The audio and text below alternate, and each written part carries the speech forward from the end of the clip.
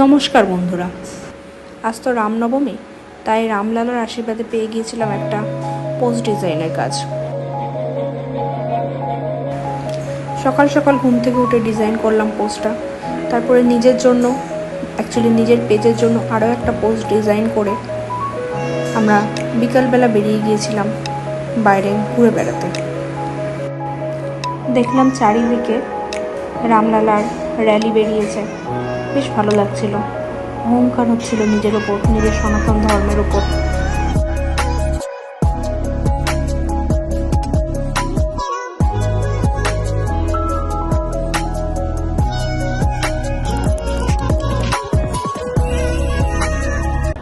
আকাশটা দেখলাম সিঁদুর রঙা হয়ে রয়েছে।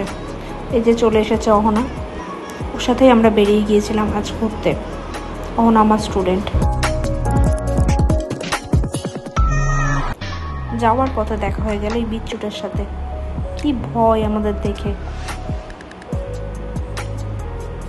উল্টো দিকেই দেখি আরও একজন দাঁড়িয়ে আছে, বাধা রয়েছে ওকে গাছের সাথে। একটু আদর করে আমরা আবার চললাম আমাদের গন্তব্যের দিকে।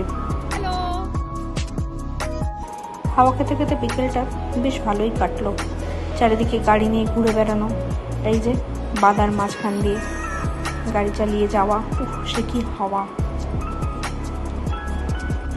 এ যেন এক আলাদাই অনুভূতি।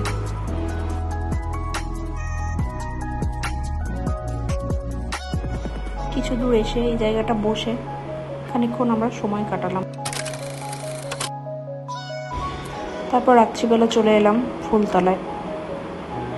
এখানে শীতলা মায়ের পুজো হচ্ছে, সাথে হচ্ছে হরিনাম।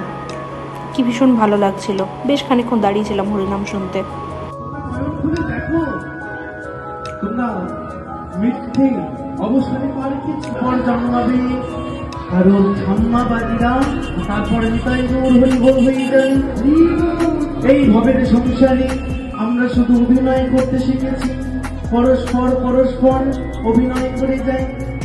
মাতৃরূপ দর্শন করে মনটা ভরে উঠল। বেশ খানিকক্ষণ দাঁড়িয়ে দাঁড়িয়ে দেখে, আলোকসজ্জা দেখে আমরা বাড়ি চলে এলাম। ব্যাস এইভাবেই কেটে গেল আজকে সারাটা দিন ভীষণ আনন্দে।